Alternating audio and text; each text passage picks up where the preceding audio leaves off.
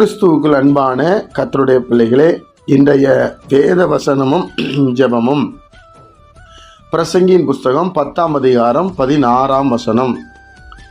ராஜா சிறு பிள்ளையுமாய் பிரபுக்கள் அதிகாலமே உண்கிறவர்களுமாய் இருக்கப்பட்ட தேசமே உனக்கு ஐயோ. நண்பு கர்த்தருடைய பிள்ளைகளே, ராஜா அனுபவம் இல்லாத ராஜாவுமாய் பிரபுக்கள் நல்ல சாப்பிட்றவங்களா இருக்கப்பட்ட ஒரு தேசமாக இருந்தால் அந்த தேசத்துக்கு ஐயோ அப்படின்னு பரிசுத்த ஆவியானவர் இங்கே நமக்கு எழுதி வைத்திருக்கிறார். தேவனுடைய பிள்ளைகளே, அதே போல நீங்கள் ஒரு குடும்பத்தை எடுத்துக்கொள்ளுங்கள். ஒரு குடும்பத்தை நடத்துகிறவங்க சின்ன பிள்ளைத்தனமாக நடத்தக்கூடாது. சிறு பிள்ளையா இருக்காது, அவங்களுக்கு அனுபவம் இருக்காது. அப்போ குடும்பம் நடத்துகிறவங்க ஞானமாய் நடத்த வேண்டும், வேத வசனத்தை நல்லா அறிந்து வைத்திருக்க வேண்டும். அதுபோல் பிரபுக்களாக இருக்கிறவர்கள் அதிகாலமே சாப்பிடணும், நாளைக்கு என்ன சாப்பாடு கிடைக்கும், எத்தனை நேரம் சாப்பாடு கிடைக்கும் அப்படிங்கிற எண்ணம் இருக்கக்கூடாது. அப்படி இருந்தால் அந்த தேசத்துக்கு ஐயோன்றார்.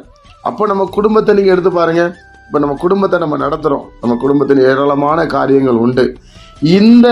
இந்த விஷயத்தை அப்படியே நீங்கள் குடும்பத்தில் அப்ளை பண்ணி பாருங்கள். நீங்கள் சின்ன பிள்ளைத்தனமாக குடும்பத்தை நடத்துகிற அந்த குடும்பம் எப்படி நல்லாயிருக்கும்? நீங்கள் வெறும் கர்த்தர் சொல்கிறாரு, உணவுக்காக உடைக்காக குடிப்பதற்காக நீ கவலைப்படாதன்றாரு. ஆனால் நம்ம வெறும் சாப்பாட்டுக்காகவும் நான் சாப்பிடலன்னா என்னால் இருக்க முடியாது, நான் சாப்பிட்டு தான் ஆகணும்னு சொல்லி இருந்தால் நமக்கு ஐயோன்னு பைபிள் சொல்லுது தேவப்பண்ணே. அப்போது நம்ம ரொம்ப கவனமாய் நம் குடும்பத்தை நடத்த வேண்டும், நம்ம பட்டணத்தை நடத்த வேண்டும், தேசத்தை கூட எப்படி நடத்தணும்னு பிரசங்கில் எழுதி வைத்திருக்கிறார். ஒரு ராஜாவாக இருக்கிறவன் சின்ன பிள்ளைத்தனமாக சில காரியங்களை யோசிக்கக்கூடாது, சிறு பிள்ளைகளை போல நடக்கக்கூடாது. சிறு பிள்ளைகளுக்கு அனுபவம் இருக்காது. அவங்க என்ன நினைப்பாங்க, இதெல்லாம் நமக்கு பின்னாடி வர்றதை அறிய மாட்டாங்க.